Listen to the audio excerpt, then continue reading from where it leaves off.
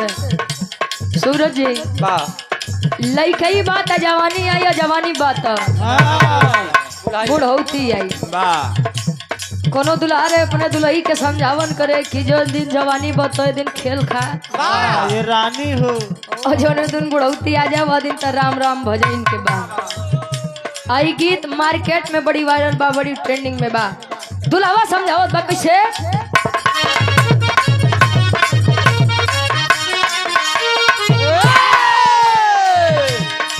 नया नया जबले बाटे जवानी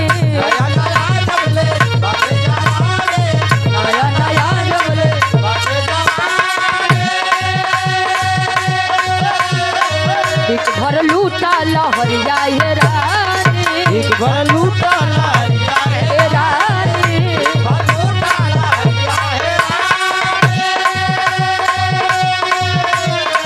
नया नया जबले बाटे जवानी एक भर लूटा लहरिया हे रानी चले दुल्ही अपने सैया जी के बतावत बा समझावत बा दिन रात खोलत पहिरत दिन रात खोलत पहिरत साड़ी मन मोरा आगी भइल बा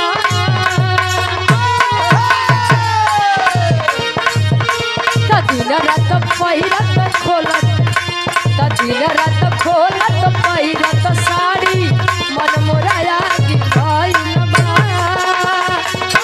ए राजा जी खोसत खोसत बले कमर में आगी भइल बा ए राजा जी खोसत खोसत बले कमर में आगी भइल बा ए राजा जी खोसत खोसत बले कमर में आगी भइल बा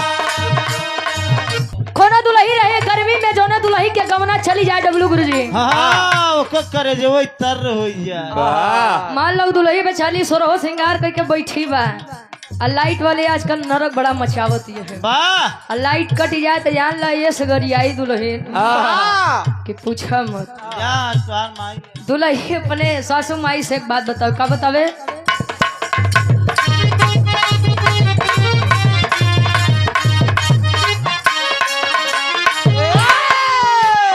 और यहाँ बड़े भाई दीपक कुमार बिंद भैया हमारे रो खुर्द कला से 100 रुपया भैया बहुत बहुत धन्यवाद आहिर बेईमानवा ले जाला गवानवा ले जाला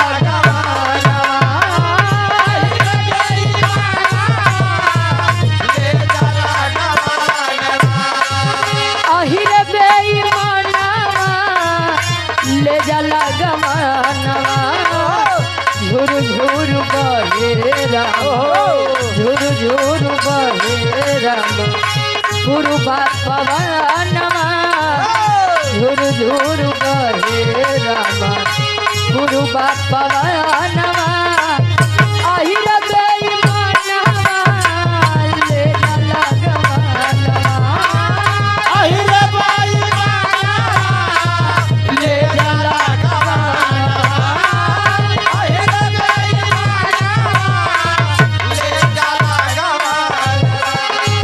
झूर झूर बारे रामा झूर बाबा झूर झूर बारे रामा झूर बाबा आहिर बेईमानवा ले जाला गवानवा आहिर बेईमानवा ले जाला गवानवा। सम्मानित हमारे गार्जियन जी गौरी शंकर यादव जी थाना पार्षद 200 रुपया और आप गीता नगर रानीगंज प्रतापगढ़ की ऐतिहासिक सरजमी से हमारे गार्जियन जी आप दरोगा यादव चाचा श्रोता सम्राट इस भाव को सम्मान 200 रुपया बहुत बहुत धन्यवाद। एक स्वर में सबका नमस्ते प्रणाम स्वीकार होके झारस जब बाल सैया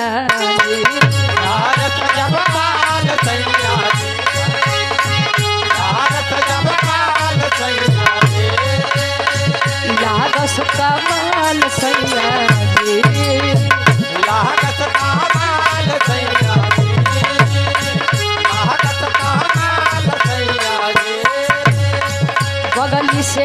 निकाल सैया जी उड़ावत रुमाल सैया जी पग से निकाल सैया जी उड़ावत रुमाल सैया जी पग से निकाल सैया उड़ावत रुमाल सैया जी पातर कारी हैया डोले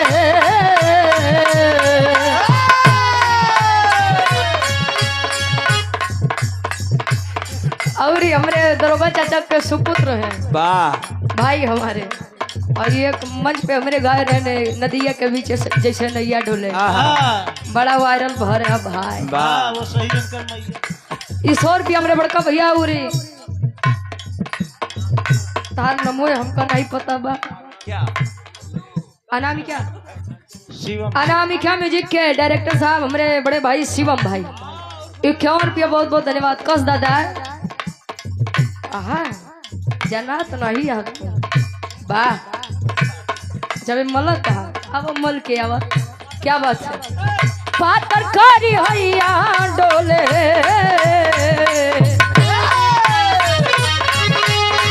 पातर कारी हैया डोले नदिया के पीछे जैसे नैया डोले वो सही मोर सैया डोले नदिया के पीछे जैसे नैया डोले वो सही मोर सैया डोले नदिया के पीछे जैसे नैया डोले वो सही मोर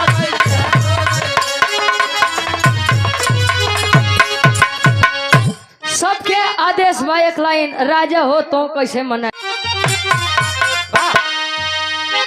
राजा हो तो कैसे मनाई राजा हो तो कैसे मनाई राजा हो तो कैसे मनाए अरे रतिया में हमरे ना लागयो भाई दुल्हा हो का हो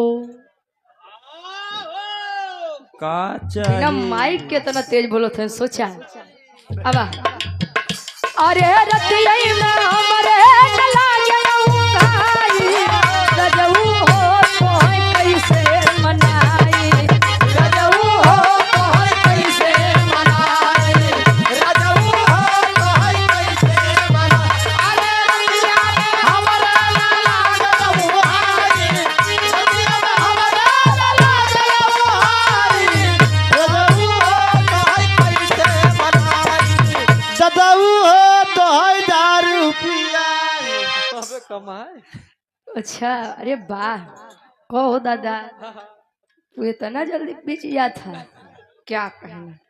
और सम्मानित हमारे गार्जियन जी हमारे बड़का भैया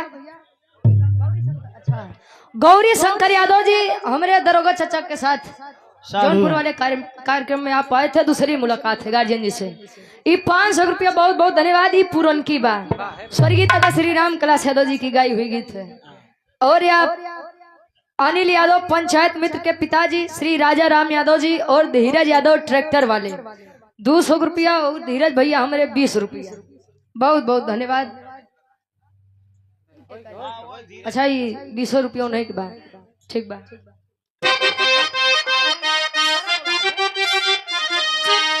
बोलावा दरोगा चाचा ऊपर बोलावा बीतबल पनवा तयाई गए जवानी बीतबल पनवा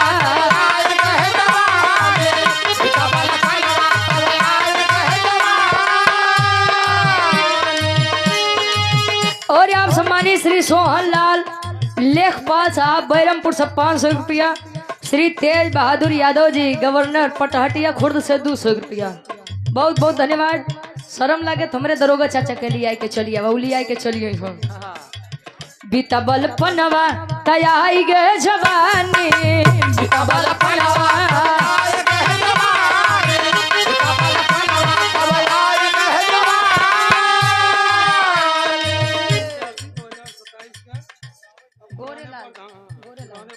गोरेलाल यादव जी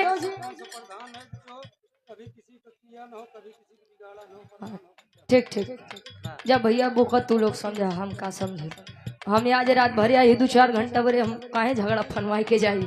50 रुपया और भाभी प्रधान पद के प्रत्याशी हैं माई भगवती करे कि विजय का तिलक मत्थे पर लगे, उससे ज्यादा कुछ मत कहो भाई। और 100 रुपया अपना म्यूजिक प्रयागराज सीताराम विराम म्यूजिक और राधा म्यूजिक क्लब के डायरेक्टर साहब हमरे महेंद्र यादव दादा राजा दशरथ राजा दशरथ 100 रुपया बहुत बहुत धन्यवाद।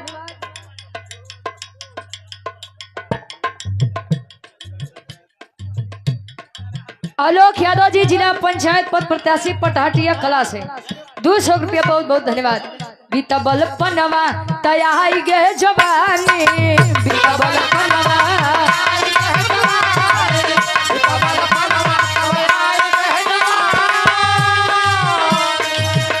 अरे रही रही के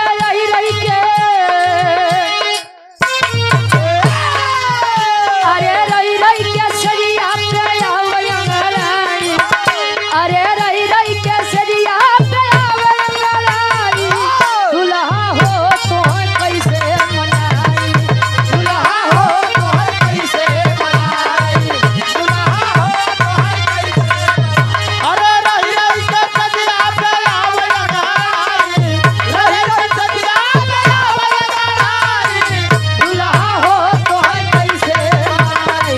दुल्हा हो तो कैसे मुआई। और यहाँ पुनः हमारे गार्जियन जी आलोक यादव जी जिला पंचायत पद के प्रत्याशी हैं। आपके द्वारा ये 100 रुपया बहुत बहुत धन्यवाद आशीर्वाद के चाह रही। कहे राजा हो तो कैसे मनाई, पहले गुरुजी मनावा बाद में मुँह आया।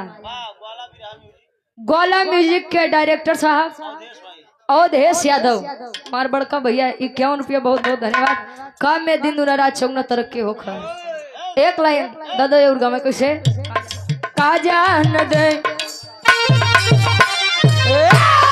काजान दे शहर वाली कजाना काजान दे शहर वाली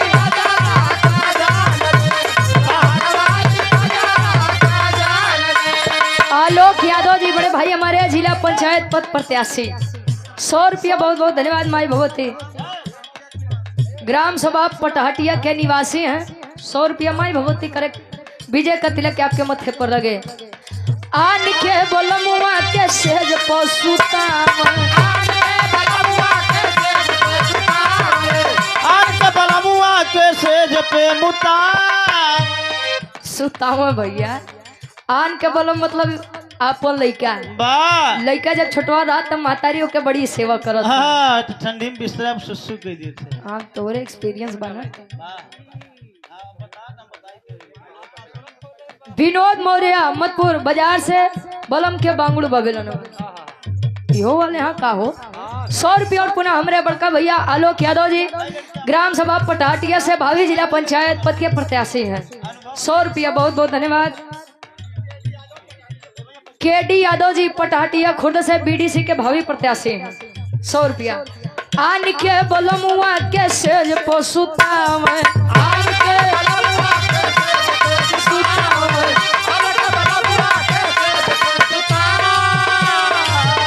अरे अपने बलम के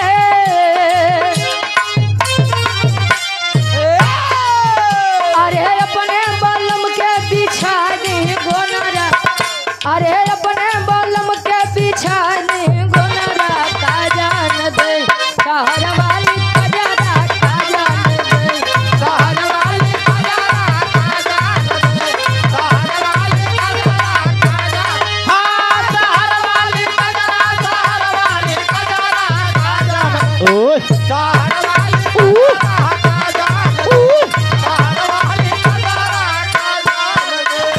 और पुनः हृदय के गार्जियन जी ग्राम सभा पटहटिया से आप आलोक यादव जी भावी जिला पंचायत पद के प्रत्याशी हैं।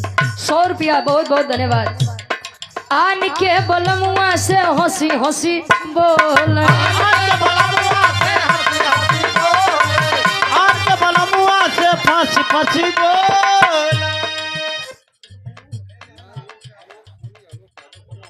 और यहाँ बड़े भाई हमारे आलोक सोनी जी कातन सोनी और यादव में कोनो अंतर भट्ठा मलिकार साहब जिला पंचायत पद के प्रत्याशी ग्राम सभा पटहटिया से सुंदर माला पुनः 200 रुपया बहुत बहुत धन्यवाद। का पप्पू भाई तू रोवत है आन के बोलमुआ से हंसी हंसी बोल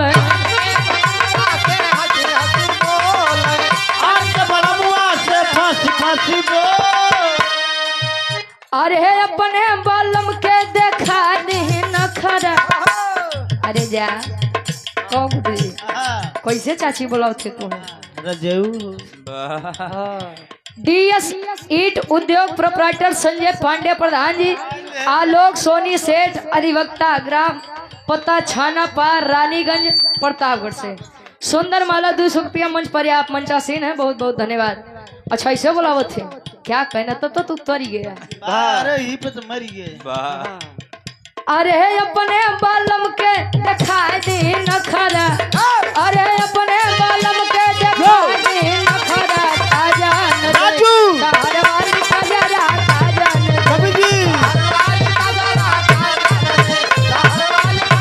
हीरल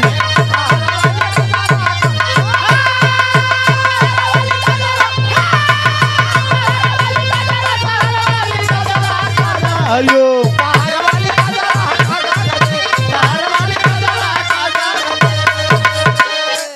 सोनू प्रधान जी हमारे गार्जियन जी ग्राम सभा पटाटिया खुर्द से उम्मीदवार हैं 100 रुपया बहुत बहुत धन्यवाद। बोला भैया बोला। अच्छा उनके नाम पे उनके सम्मान में अच्छा उनका मौका दे वैसे न उनकर हम वैसे अरे ज्यादा ठीक बा सबके अपन अपन फॉलोवर हाँ कहो हाँ वैसे बार उनका फ्लावर अच्छा एक खुदा में हम सूरज एजेंसी नहीं करें वाह रे वाह एक बार सूरज एजेंसी के नाम पे जोरदार ताली बजा भैया वाह अरे बजा ले भैया देखा में इतना ठीक ठाक बजौते नहीं यार हाँ बजा ले हाँ बजाल नहीं अगले जन्म में घूम घूम बजावत जा कैसे हाँ स्टेशन का आए हाय 51 रुपया हमारे भैया सूरज एजेंसी के बहुत बड़े फैन हैं गोविंद सरोज ठीक बा भैया।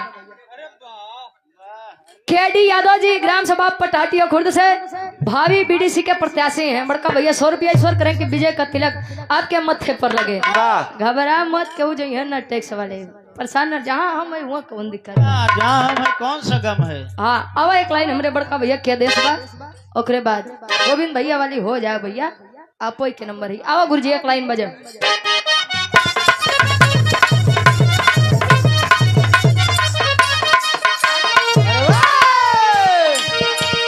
हिले के पलंगिया ता रोज हिलता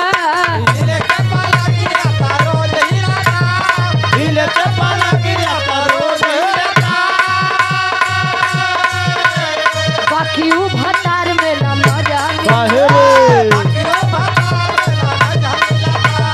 बाकी उ भतार में ना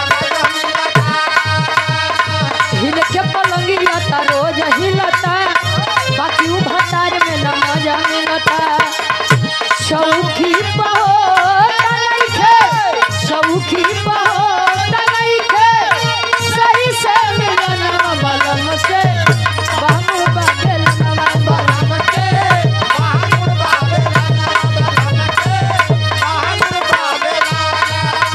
बलम के बाबू बगल नवा एजेंसी जी अरे बलम के बांगुड़ बाबे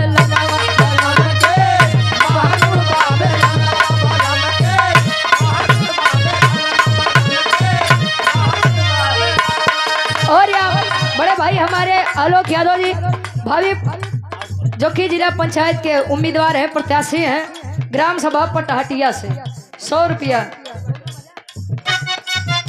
गौरा प्रथम से बहुत बहुत धन्यवाद। और आप दीपक कुमार बिंद जी रो कला से हमारे गार्जियन जी 100 रुपया बहुत बहुत धन्यवाद। गुलाब यादव गौरा प्रथम से भावी जिला पंचायत पद के प्रत्याशी हैं उम्मीदवार हैं 51 रुपया बहुत बहुत धन्यवाद। भइल बटे बड़ी तिरछोल देवारा तिरछोल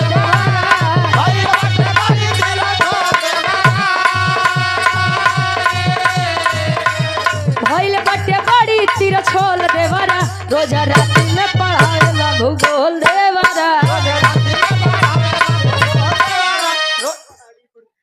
नीलेश यादव बीडीसी के भावी प्रत्याशी हैं पटहटिया खुर्द से। 100 रुपया वैसे एक देवर भौजाई के चलते सूरज जी हाँ कुल देवर भौजाई बेचारे बदनाम में हैं। वाह कैसे हो एक गाना यार है कि पतिया नतिया पटना बा। वाह तो देवरा ढोड़ी चटना बा। फिर एक गाना है कि घरे आई बजे बलम ना बहेरवा से। हाँ तो दिलवा लगा ले करियवा देवरवा से। अरे वाह। फिर एक गाना है कि देवर जब खूबसूरत बा। वाह तब भतार के कवन जरूरत बा। यही के चक्कर में देखा था कितना लड़का बेचारे बहरे नहीं जाते हैं कमाए बदे। कौन सूरज भैया ये बुद्धि मत लगावा। दुनिया बतावे गोला गोला देवारा। दुनिया बतावे गोला गोल देवारा। दुनिया बतावे गोला गोल देवारा।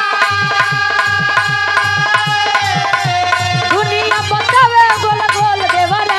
रोजा रात पढ़ावे ला भूगोल देवारा।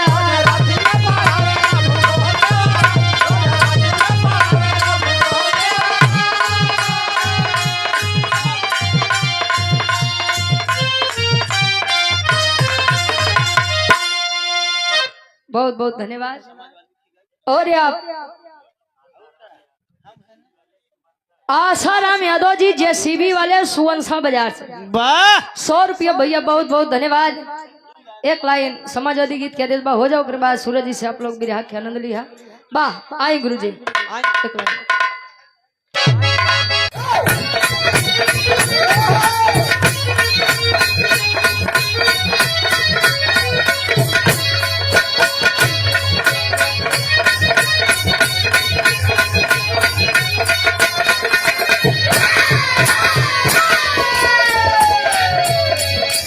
जय सनराज चमवन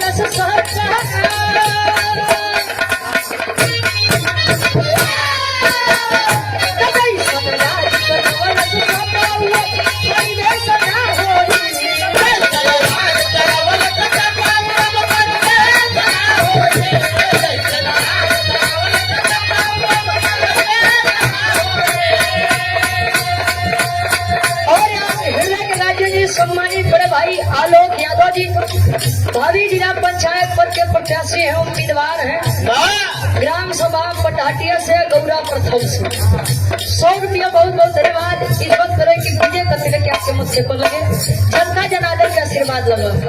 अजय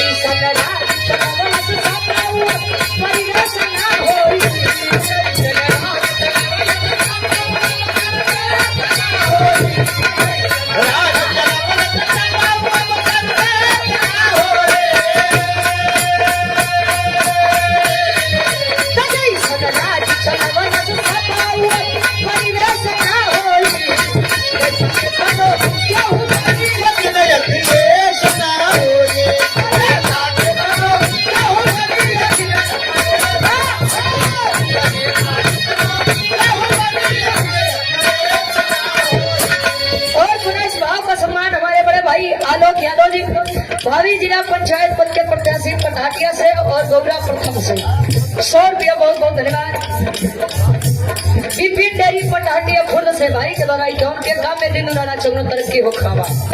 सादा जीवन उच्च विचारो, सादा जीवन उच्च विचारो, उसमें कुछ विशेष है। सादा जीवन उच्च विचारो, उसमें कुछ विशेष है।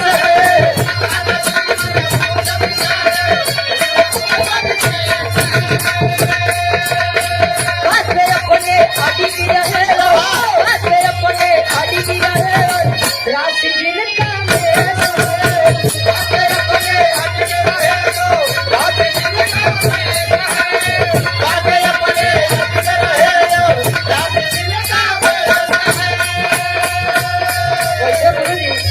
अगर आलोक भैया जैसे 2-4 आदमी महफिल में बैठे जाए तो चांद लग गया तो जान लो महफिल में 4 चांद लग गया।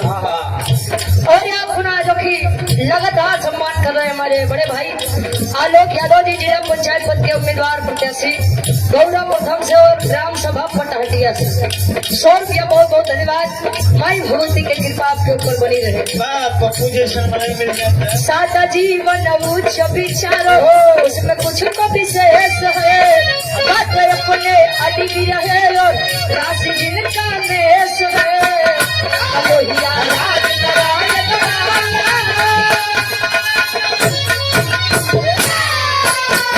कलोहिया राज नारायण वाला हुआ परिवेश ना होली कलोहिया